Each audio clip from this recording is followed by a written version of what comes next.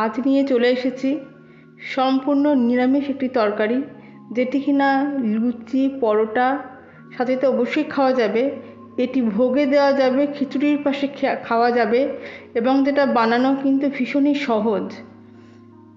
তাই অনুরোধ যে তোমরা স্কিপ না করে পুরোটা দেখতে থাকো যে কীভাবে এর একটা অসামান্য স্বাদে একটা সম্পূর্ণ নিরামিষ তরকারি তৈরি করব। তো হ্যালো বন্ধুরা, কেমন আছো? আশা করছি সবাই ভালো আছো। আমার চ্যানেলে সবাইকে স্বাগত। যারা আগে থেকেই ছিলে এবং যারা নতুন এসেছো পাশে থাকার জন্য তাদের অসংখ্য অসংখ্য ধন্যবাদ। যারা প্রথমবার দেখছো কিন্তু এখনও সাবস্ক্রাইব করোনি, অনুরোধ তোমরা অবশ্যই করে সাবস্ক্রাইব করে নিও। তো দেখো, আমি ডুমো করে কুমড়ো, পটল আর আলু কিন্তু কেটে নিয়েছি এবং কেটে এগুলো কিন্তু ধুয়েও নিয়েছি। পটলে দেখতেই পাচ্ছ যে কিছুটা খোসা রেখে কিন্তু কেটেছি। আচ্ছা, এবারে দেখো একটা ফ্রাইং প্যান নিয়ে নিয়েছি এবং দিয়ে দিয়েছি তাতে সর্ষের তেল, কারণ রান্নাটা অবশ্যই হবে সর্ষের তেলে।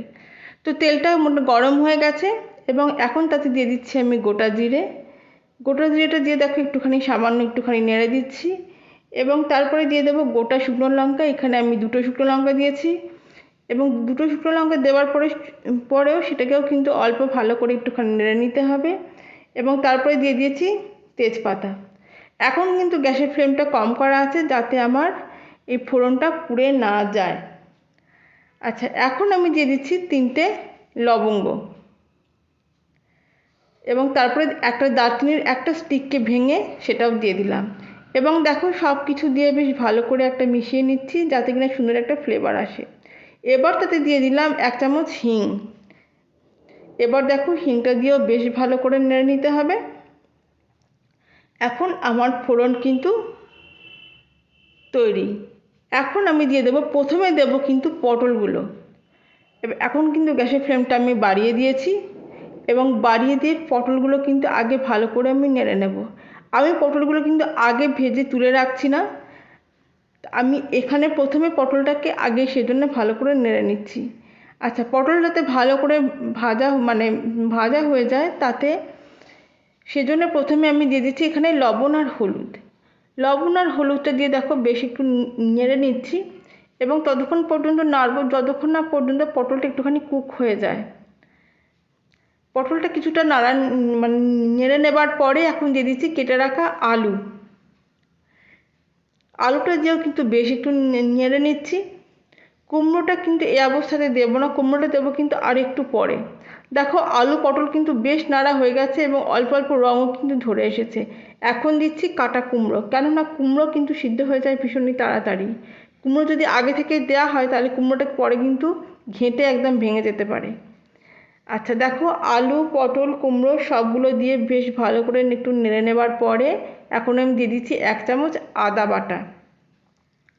এইবারে সেই আদা বাটাটাও দিয়ে একটু নেড়ে নিতে হবে এবং তারপরে একে একে দিয়ে দেবো আমাদের প্রতিদিনকার যে মশলা, ঠিক সেইগুলো একে একে দিয়ে দেবো ধনে গুঁড়ো এবং তারপরে দিয়ে দেবো জিরে গুঁড়ো। তো দেখো জিরে গুঁড়ো আমি প্রথমে দিয়ে দিয়েছি এবং এরপরে আমি দিয়েছি ধনে গুঁড়ো এবং এই মশলাগুলো দিয়েও কিন্তু বেশ ভালো করে নেড়ে নিতে হবে এবং খেয়াল রাখতে হবে মশলাগুলো যাতে কোথাও পুড়ে না যায়, তাই আঁচটা কিন্তু মিডিয়াম টু হাই করে কিন্তু একটু রাখতে হবে। আচ্ছা দেখো, এখন ওটা একটু কষাতে দিতে হবে, তাই লো ফ্লেম করে ঢাকা দিয়ে দিলাম এবং 3-4 মিনিট পরে দেখো একটুখানি আমি ভালো করে নেড়ে নিচ্ছি এবং এই অবস্থাতে এখন আমি দিয়ে দেবো, যখন এটা মোটামুটি কষানো হয়ে গেছে, এখন আমি দিয়ে দিচ্ছি 1.5 কাপ মতো গরম জল। জলের পরিমাণটা কিন্তু এখানে খুব একটা বেশি হবে না, আর গরম জল দিলে কিন্তু রান্নার স্বাদটা অনেকটা বেড়ে যায় এবং রান্না কিন্তু সিদ্ধও হয় তাড়াতাড়ি। তো এখন দেখো এটা ফুটে গেছে, এখন কিন্তু গ্যাসের ফ্লেমটা আমি হাই রেখেছি। এখন তাতে দিয়ে দিচ্ছি চেরা কাঁচা লঙ্কাটা দিয়ে দেওয়ার পরে এখন কিন্তু গ্যাসের ফ্লেমটা মিডিয়াম করে দিয়েছি এবং আবার কিন্তু আমি ঢাকা দিয়ে দিলাম। এবারে মিনিট 10 পরে আমি ঢাকনাটা খুলছি এবং ঢাকনাটা খুলে আমি চেক করছি যে দেখো আলু সিদ্ধ হয়েছে কিনা। তো দেখলাম যে সিদ্ধ হয়েছে মোটামুটি, কিন্তু এখনও একটু কুক হতে এখনও বাকি আছে, পুরোপুরি কুক এখনও কিন্তু হয়নি।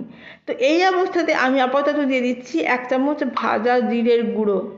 তো ভাজা জিরের গুঁড়োটা দিয়েও কিন্তু বেশ একটুখানি নেড়ে নিতে হবে যাতে কিনা মশলাটা চারিদিকে সমানভাবে ছড়িয়ে পড়ে। এখন দেখো আবার আমি লো ফ্লেম করে দিচ্ছি এবং আবার কিন্তু ঢাকা দিয়ে দেব। এবারে 3-4 মিনিট পরে আমি ঢাকাটা খুলছি।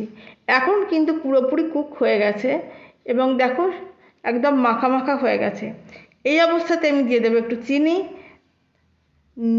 নিরামিষ রান্না, তাই চিনি না দিলে তো একদম ভালোই লাগবে না, তাই দেখো চিনি দিয়ে বেশ একটুখানি নেড়ে নিচ্ছি এবং তারপরে দিয়ে দেবো অবশ্যই একটুখানি গরম মশলা। গরম মশলার গুঁড়োটা দিয়েও দেখো বেশ ভালো করে নেড়ে নিচ্ছি এবং এরপরে একদম রান্নার আমাদের সবথেকে প্রয়োজনীয় উপাদান এবং সবথেকে যে জিনিসটা না দিলে হবেই না সেটা হচ্ছে ঘি। তাই এখানে আমি দিয়ে দেবো 2 চামচ ঘি।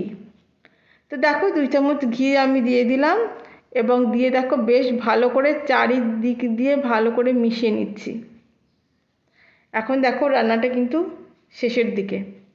এই অবস্থাতে এখন দেখো রান্নাটা হয়ে গেছে। এখন আমি গ্যাসটা অফ করে দিলাম এবং দেখো ঢাকা দিয়ে দিচ্ছি এবং স্ট্যান্ডিং টাইমের জন্য কিন্তু এখন 5 মিনিট রেখে দেব। দেখো আমি সার্ভ করে দিয়েছি। এই সম্পূর্ণ নিরামিষ আলু পটল কুমড়োর তরকারিটা কিন্তু খেতে অসাধারণ। রুটি, লুচি, পরোটা, খিচুড়ির সাথেও অসাধারণ। এইটা তোমরা রান্নাতে ভোগেও দিতে পারো। তো তোমাদের কেমন লাগলো অবশ্যই কমেন্ট করে জানিও। ভালো লাগলে লাইক এবং সাবস্ক্রাইব করার অনুরোধ থাকলো। দেখার জন্য অসংখ্য ধন্যবাদ। আবার ফিরে আসবো নতুন কিছু নিয়ে।